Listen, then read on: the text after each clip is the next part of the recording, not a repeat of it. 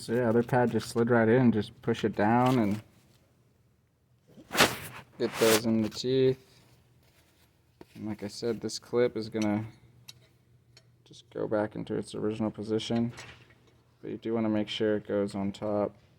So one side on top there, and we're gonna bring this other side up. So basically you want both of those fins to rest on top. This thing, rest here and here, those bottoms. Right there, and right there. And that's what holds the pad in. The compression of this, pushing this down.